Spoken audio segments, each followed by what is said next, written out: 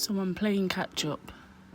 So day 28, 29 and 30 are all in one video.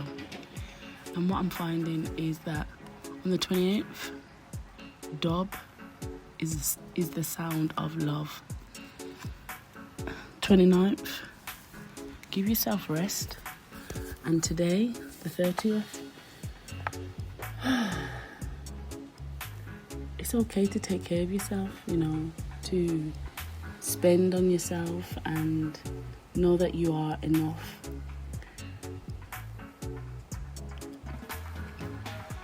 I am thinking, what am I getting out of posting every day? I don't know.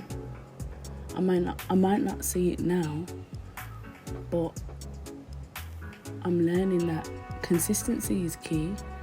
Staying committed is a good idea, but also adjusting and pivoting is necessary where it's needed.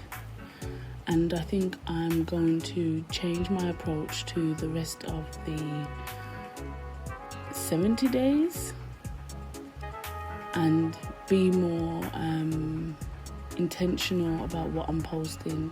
So not just reflecting on my day, but maybe, looking at different topics and seeing how I can offer value to people that do watch these videos. Yes, so that's it really.